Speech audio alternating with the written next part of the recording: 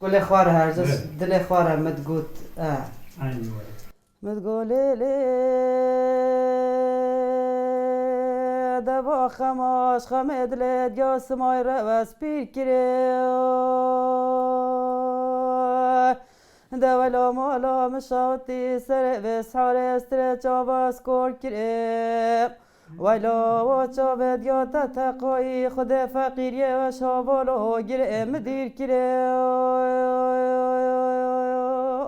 ولا المدل کلیم بجلیلی Ev dengê ku gilî û gazincên dilê xwe vedbêje dengê jineke dengbêje Kurd e. Ji Silopya bi ser Şirnexê ve ye û navê wê jî Kurdê ye.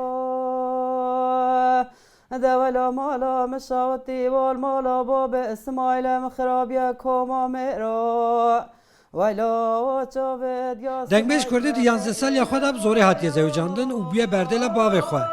Ev nalîn û kesera ji dilê wê dibişkive jî ji ber zewaca mecbûrî ya 40 sal ewil ya temenê zarokbûnê de ye. ولا ولا صبر يا خبديني يا لول بوي بزي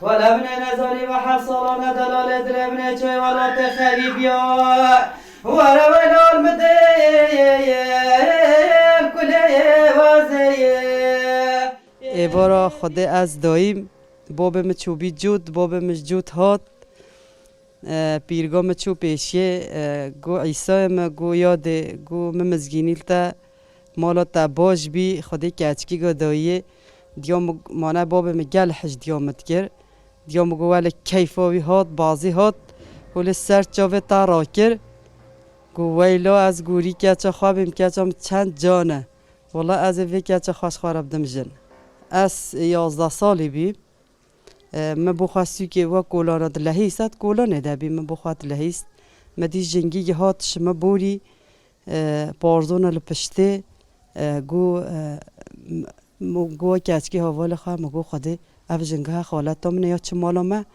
اجی رابیل پی بازی هستات ماله از فکی دایکا مناد گیری مگو یادت چه ماتت گیری گو هلا خوال هشه دای بانه بابتا تکری بردل یا خواه از سر محنادان خیلی مها دهول و زرنبی کیفا و خوش بی دست بی که گرتم بی خواه زاروک تفال گونه خدا به ظلم قبیل نکد Li gor kanûnên navdewletî jî li gor kanûna medenî ya Tirkiyeyê jî zewaca bi zorê ya zarokan îstismar e û suç e jî. Tevî vê rasteqînî li gor amarên saziya daneyan ya bi navê Tirkiyê ya Tirkiyeyê di 2018 da 2029 di 2019 da jî 940 zarokên lawîn hatine zewcandin. Dîsal gor amarên vî saziyê di 2018 da 2029 2019 da jî 17,047 zarokên keç hatine zewcandin. Sazî û komeleyên peywendîdar yên ku li ser mafên zaroka dixebin tin jî li dijî vî rasteqîniyê ya zewaca bi zorê ya zarokan bertek nîşan didin. Bir yaşama hakkı. Yek mafê jiyanê, du mafê perwerdehiyê, sê mafê tenduristiyê, mafê stirînê û dîsa jî dibin van sernavan de tiştên ku weke maf em bibêjin mafê lêstikê jî tev de mafê zarokan e. Zewaca bi zorê ya zarokan bin pêkirina van hemû mafan e. Tamamına dokunuyor. Ev zewaca zorê ya zarokan pirsgirêkekî civakî ya giştî dünyayê ye. Li gor rapora rêxistina mafê zarokan ya bi navê Save the Children ji destpêka pandemiyê heta vê demê 500,000 zarokên keç û Kurd bi zorê hatine zewcandin. Digel van zewacan li Tirkiye û cîhanê gelek saziyên sivîl ji bo ku rê li ber van zewacên bi zorê bigirin xebatên xwe berdewam dikin. Em nikarin bêjin yek tenî aktör sûcdar e.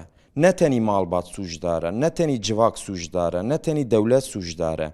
Yani li vir bêxerê zarokan em hemî em sûcdarin.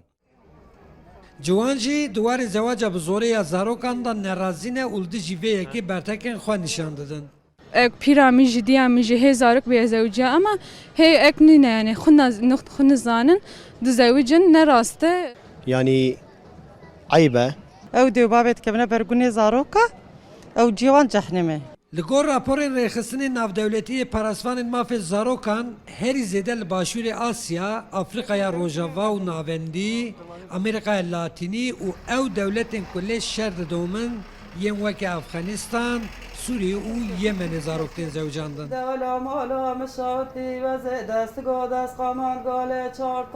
Li gor netewên yekbûyî kesan got kesa temenê di navbera sifir û hevdeyan da wek zarok têne qebûlkirin û zewaca bi zorê ya zarokan jî sûce û binpêkirina mafê zarokan e. Abdûselam Akıncı Rûdaw, Amet.